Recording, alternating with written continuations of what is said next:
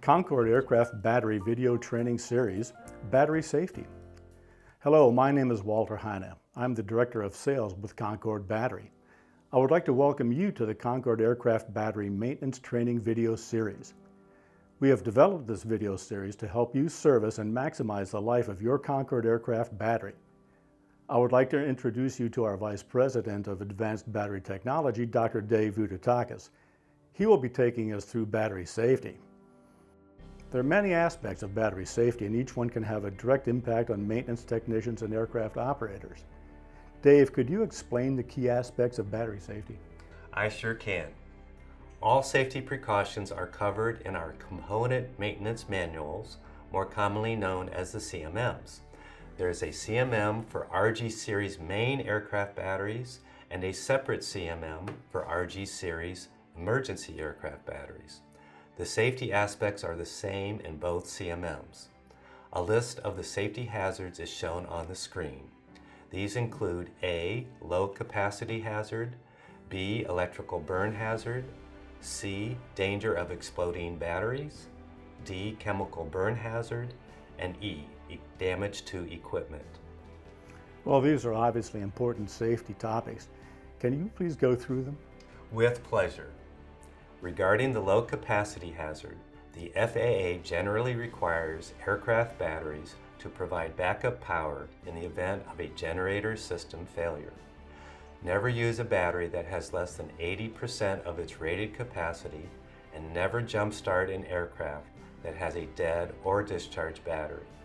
Think aircraft safety, not just battery safety. Regarding the electrical burn hazard, batteries can generate very high levels of current if the terminals are shorted together. The object that causes the short circuit will get very hot due to the high current and will cause a burn hazard. To prevent electrical burns, take off any metallic jewelry such as bracelets and necklaces that could potentially cause a short circuit across the battery terminals. Also, do not allow your belt buckle to contact the battery connector.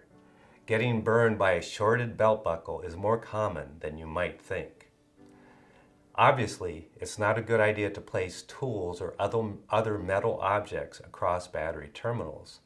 For example, you may be tempted to use a steel ruler or a caliper to measure the distance between battery terminals. As some of us have found out the hard way, severe damage to you and the tool can happen pretty rapidly.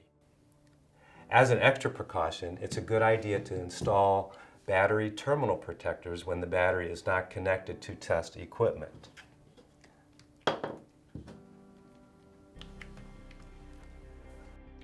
Regarding the danger of exploding batteries, lead-acid batteries can cause explosions because they produce hydrogen and oxygen while on charge. However, there should not be any danger of explosion if you take the following precautions. First, make sure the work area is well ventilated so any hydrogen given off by the battery gets adequately diluted. Second, don't smoke, use an open flame, or cause sparking near a battery. Remember that there could be local areas of hydrogen buildup in the vicinity of the battery, even if the work area is well ventilated. Third, wear proper eye protection when servicing batteries, such as safety goggles or a face shield. And finally, do not charge a battery at constant current when it is installed in the aircraft. Constant current charging should only be done in a well-ventilated area because a significant amount of hydrogen gas may be released from the battery. Battery compartments on most aircraft do not have adequate ventilation to handle the extra volume of hydrogen that is released. So this would cause a potential explosion hazard on the aircraft. Regarding the chemical burn hazard, lead-acid batteries contain sulfuric acid in the electrolyte, which can cause severe chemical burns. To avoid chemical burns, the following precautions should be taken. Never remove or damage the vent valves. Avoid contact with the battery's electrolyte if the battery gets cracked or broken open. Don't touch your eyes after touching the battery. Wash your hands first. If electrolyte does get into your eyes or on your skin, flush thoroughly with clean, cool water for several minutes and get medical attention as soon as possible. And finally, the last point is regarding equipment damage.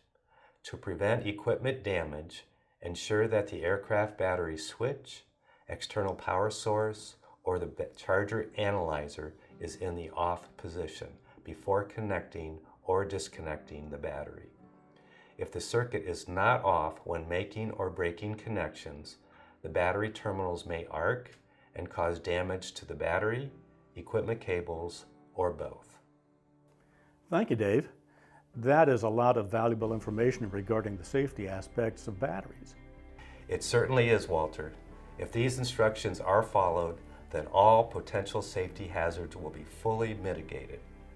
Also, as a reminder, the CMMs provide full coverage of the safety hazards and precautions that I have been talking about.